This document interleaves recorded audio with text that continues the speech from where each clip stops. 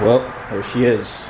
Today we're gonna head to Austin INFINITI, and we're gonna get a couple of things done. Need to turn my rotors. They have a really like a glaze on them. They're starting to pulsate when I stop. But I want to show you guys something that we did last night. Just a little something. Got some 6.5-inch subs in there. They sound amazing. I love the sound quality. Unfortunately, music is copyrighted on YouTube, so you guys won't hear it that much, but I'll probably be posting it on my Instagram. So let's give you guys this cold start though. There it is. So just as I was talking about my speakers that I showed you guys, I think the fuse goes out because the amp stopped getting power. So there's nothing I can do about that right now. I'll get it fixed today or tomorrow at some other point with the guy who installed it for me. So if you guys have been watching my Instagram story, I posted that I'm going to be attempting to get this car in the 10s on stock turbos. Is it possible? Yes. We're going to have to do a little weight reduction, and we're going to need that RA500 kit to be on kill. Power's not everything. Weight is going to be the big issue. So I'm going to be losing the seat. I'm going to be losing the back seat. All the extra matting weight that I don't need. I'm possibly going to be shaving I'm going to attempt to get rid of about 150 pounds if I can even have that in here that I can get rid of. I would like to get rid of both front seats and put like a Kirky seat or something in here just for the pass, but you never know if that's possible or not. So we're going to try and get that 10 seconds. 1099 is my goal. Obviously, I would like to do it on full interior, but I don't know if that's going to happen. Maybe I'm going to need a different tire for sure. I don't think a straight tire is going to cut it, especially in the cold months. I might need a radial or a slick to get it done. Yeah, it's possible, guys. It's not impossible. It just needs the right weather, the right setup, the right way. A lot of stars have to align to make it happen. So I'm gonna be going for that 10-second pass, and I will be installing we have a lot of DIYs coming up. Pretty much the backbone of this channel was DIYs when I first started. So I'm going to be installing the low pressure fuel pump mod from AMS, the flex fuel kit, and we're also going to be installing the high pressure fuel pump. We're going to be installing a radium fuel filtration setup that we're going to be running.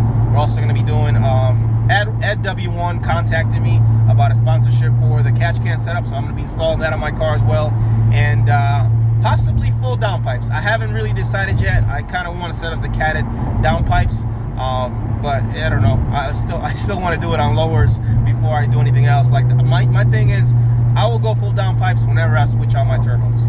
That's going to be the pretty much what's going to make me want to change to full downpipes right now. I don't think it's just it's a really high expense for downpipes, for full downpipes anyway. So I don't think it's worth it for me right now, monetary wise, to just switch if I'm going on stock turbo. So we'll see what happens, guys. I'll keep you guys posted. I'm headed to Austin INFINITI with a buddy of mine. He's going to pick up his car. I'm going to get a couple of things done, and he's driving like a maniac right now. I'm not even. My car is spotless. I just got a fully detailed yesterday, and I don't even want to get a scratch on it, not a rock on it, no dust on it. You guys can understand when you get your baby ready for the weekend.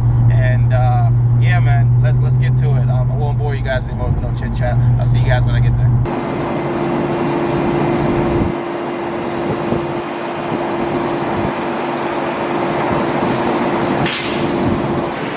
So here we are, guys, at Austin INFINITI, getting service done. Well, the rotors, I got to turn them a little bit. They have a huge glaze on them. I don't know if you guys camera can tell, but they do have a pretty good glaze on them. We're hopefully turning them, gets them back into spec where they don't pulsate or screech as much. The screeching is really what I'm worried about. Just like that, rotor is off. These guys work fast, man. Shout out to Austin INFINITI. Holy shit, this thing came off fast. Wow. Hadn't happened all that often. I didn't know that's what they look like when they warp. Yeah, it's not a traditional warpage, but that's warp. This car, I don't know. These rotors probably have like 100 track passes on them, so. Dude, these rotors are tough, man. Yeah, they're tough. They're really worth every dime. I agree. Oh, here's the end result. This looks pretty damn good. Ready to put him back on the car. Nice and smooth. All right, guys, here we go. They're back on the car, or at least one of them is anyways, and it looks like we're done. We're able to successfully machine slotted rotors. These are not drilled, they're only sprinkle slotted. And yeah, they look pretty good. Hopefully that screeching and pulsing goes away. They had a lot of hot spots and a lot of it was warped in a lot of areas, so it's all even now. Looking forward to actually seeing how how better the braking performance is.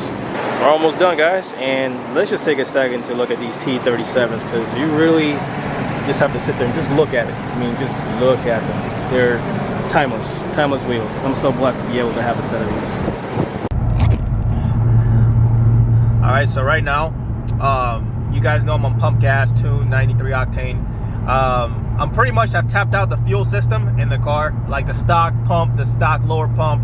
I've tapped it out because in fourth gear, I get fuel cuts everywhere now after my last revision, and I'm being told that I'm running at a high side fuel pressure. So this car actually is running at a high side pressure before it runs out of low side. That's for you guys to know. And even on a 93 octane tune, it's possible that I may even need a high pressure fuel pump just to correct that. So when you're pushing a certain amount of power on 93 octane, that's something for you guys to understand, that you know, you may not be able to push your car as far on just pump gas if you don't have the right mods. And unfortunately, let's see if I can back up in traffic here and give you guys an example. Put it in fourth gear. And there you go. It just did it popped a couple of times too when it lost pressure. It went from like 20 something pounds of fuel pressure to about 3 or 4. Probably hard to see from that video. But yeah, I'm going E85 anyways, it doesn't matter, but I just wanted to give you guys an example that even on 93 octane, you guys can run at a high side pressure. So yeah, guys, just like that, I'm on my way home now. Got a 3-hour drive. Seems like these things are never close, but we turned the rotors, we got them resurfaced, at least the front ones, and I no longer have that pulsating feel. They're no longer warped, and there's no noises when I stop. So let's see how long I can actually keep them without having to do this again or possibly replace them. I have about 10,000 miles on them. No, actually, yeah, I have about 11,000 miles on them. I replaced them at 13,000 miles. I'm at 24 now.